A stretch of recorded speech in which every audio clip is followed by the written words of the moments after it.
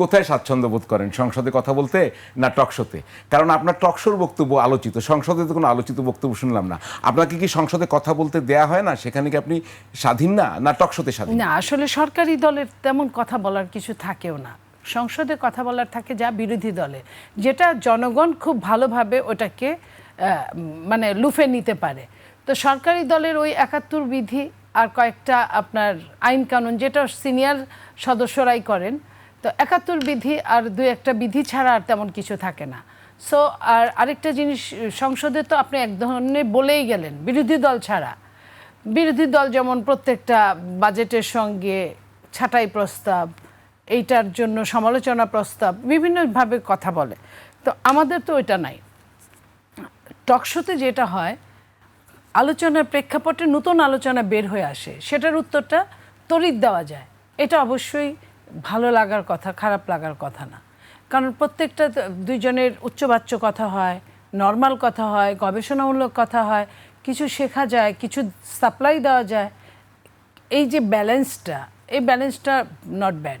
কিন্তু টকশো নিয়ে এখন প্রচণ্ড কথা উঠছে, দুটো কথা বেশি উঠছে, যে আমাদের যারা জ্যেষ্ঠ সাংবাদিক তারা টকশোতে তাদের পরিচয় হিসেবে লেখেন সিনিয়র সাংবাদিক, একটা। সেকেন্ড হচ্ছে আবার অন্যরা বলছেন, তিনি রাজনৈতিক নেতা না, আমি না বললাম না, যে টকশোতে ফেসিবাদের দোসররা বেশি যাচ্ছে এবং তারা একটি বয়ান তৈরি করছে ফেসিবাদের পক্ষে। আমি পার্ট বাই পার্ট জানতে চাই যে টকশোতে যারা সিনিয়র সাংবাদিক যান, তারা কেউ কেউ বলেন তারা বেকার সাংবাদিক, মানে এটা কি ঠিক? তারা কি সিনিয়র সাংবাদিক পরিচয় যে দেন, এটা কি অবৈধ?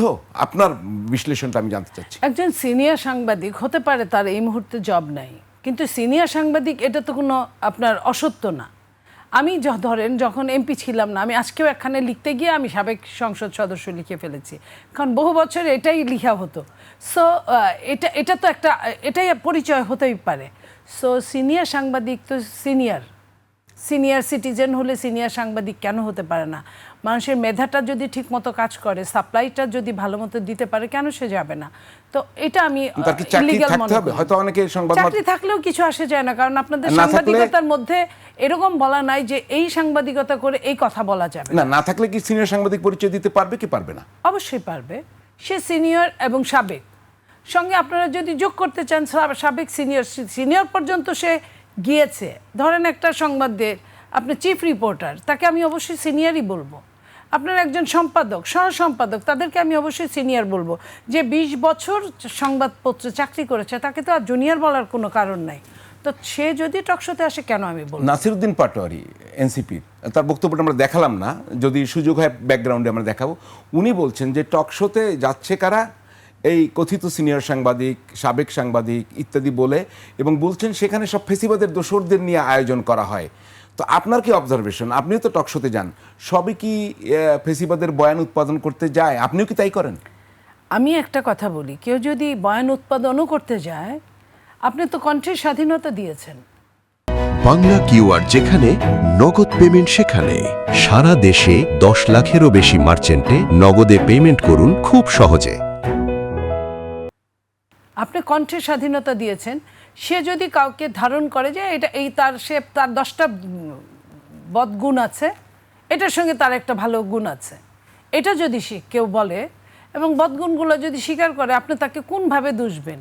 তার ভালো গুণটাকে আপনি চুলচেরা হিসাব করতে পারেন, কিন্তু বলা যাবে না। আপনার জেফারসন যে কথাটা বলেছিলেন, আমি তার কথা মেনে নাও নিতে পারি, কিন্তু তার মত প্রকাশের স্বাধীনতার জন্য আমি জীবন পর্যন্ত দিতে পারি। আমি এই জায়গাতে এটাই মনে করব। আপনি নিজেও তো টকশোতে অনেক কথা বলে মামলার মুখে পড়ার হুমকিতে পড়েছেন। আমি দেখাই যে আপনি এই ফ্যাক্ট চেকেই একটা কথা বলেছেন, এবং সেটি আবরার হত্যাকাণ্ড নিয়ে। আমরা একটু দেখাতে পারবো সেটা, তারপরে কথাটা বলা শুরু করি।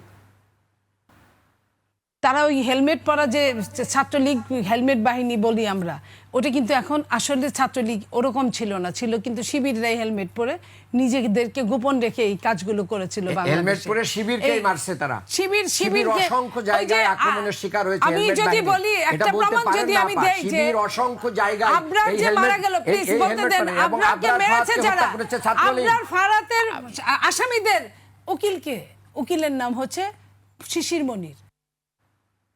আচ্ছা, এবং এরপরেও একটু কথা ছিল, তাহলে বুঝে নেন কারা। এখন আমি বলতে চাই, ওই ঘটনার পর আপনাকে স্ট্রেট ক্ষমা চাইতে বলা হয়েছিল এবং ক্ষমা না চাইলে আপনার বিরুদ্ধে মামলার কথা বলেছিল শিবিরের পক্ষ থেকে, সেটা আমরা নাই দেখাইলাম। এই যে বক্তব্য আপনি দিচ্ছেন, তাতে কি এখনো অবিচল আছেন? আর মামলা কি হয়েছিল? আপনি কি ক্ষমা চেয়েছিলেন? একটু বুঝতে চাই। দেখেন, আমি যে কথা বলি বা সৃষ্টিকর্তা আমার মুখ দিয়ে যে কথা বলায়, সেটার মধ্যে অনেকটাই সততা থাকে। আমি আমার সততার জায়গা থেকে আমি আপোষহীন, আমার এরকম কোনো নাই যে আমাকে আপোষ করতে হবে। দেখেন, আমি যখন যে কথাটা বলেছিলাম, আমি বোঝাতে চেয়েছিলাম যে ছাত্রলীগ এত বেশি দৌরাত্ম্য দেখাতো ওই সময়, ছাত্রলীগের তো হেলমেট পরার কথা না। তারা কাউকে ভয় পেত? আপনি বলেন। তারা যে কাউকেই ভয় পায় না, তার মার দেওয়ার সময় হেলমেট কেন পরতে হবে? তাহলে হেলমেটটা পরলো কে?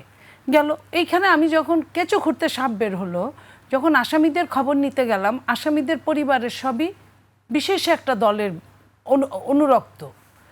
তো এই বিশেষ একটা দলের, এবং সেই দল থেকেই তাদেরকে সেভ করানোর জন্য মামলা পরিচালনা করা হতো। তখন দুয়ে দুয়ে যোগ করলে আপনি কেন, পৃথিবীর সব মানুষ যে ভাষাতেই আপনি বলেন না কেন, যোগফলের রেজাল্ট তো একই হয়। আমি এই কথাটাই বলেছিলাম এবং আমার খুব খারাপ লেগেছিল আবরারকে মারা। সব মৃত্যুই খারাপ, কিন্তু তারপরও সারা রাত ব্যাপী ভাত খাইয়ে, নাপা খাইয়ে, ওষুধ খাইয়ে মারাটা আমি এটা মেনে নিতে পারি নাই। ওই জায়গাটায় নিজেকে দাঁড় করিয়েছি, আমার নিজের সন্তানদের দাঁড় করিয়েছি, নিজের আত্মীয় স্বজনকে দাঁড় করিয়েছি। আমার কেমন হতো। এবং ঢাকা বিশ্ববিদ্যালয়ে 5ই আগস্টের পরে এই ধরনের ঘটনা আরেকটা ঘটেছে, সেটাও আমার আরও খারাপ লেগেছে। মানে বলবো না যে একটু নর্মাল লেগেছে, অ্যাবনর্মাল খারাপ লেগেছে যে তাকে খাইয়ে দাইয়ে তাকে আবার মারা হলো। আপনার মারার ইচ্ছা থাকে একটা অন্যভাবে, একটা বাড়ি দিলেও মানুষ মারা যায় জায়গা মতো, তাহলে আপনি এত কষ্ট দিয়ে মারাটা, এটা আমার কাছে ভালো লাগে নাই। যে কারণে আমি আমার সন্তানের জায়গা থেকে, আমি আমার প্যারেন্টসের জায়গা থেকে, আমি আমার আত্মীয়তার জায়গা থেকে, আপনারও যদি আল্লাহ না করে কিছু হয়, আমি সেম কষ্ট পাবো। আরেকজন আপনার পেছনে যে টেলিভিশন যে চালাচ্ছেন এখানে, যে আপনার স্টুডিও মেকার, আমি তার যদি কিছু হয় সেখানে আমি একই কষ্ট পাবো। তো এই কষ্টটা পাওয়া যদি আমার জন্য যদি খারাপ কিছু হয়, আমি এই কথাটাই বলতে চেয়েছি যে আসামি আবরার যদি তাদের লোক হয়, তাহলে তার আসামির উকিল কেন এরা? এটা আমার কাছে অবাক লেগেছে। এবং ওটা খুঁজতে গিয়ে আমি দেখলাম আসামিদের পরিবারও তারাই।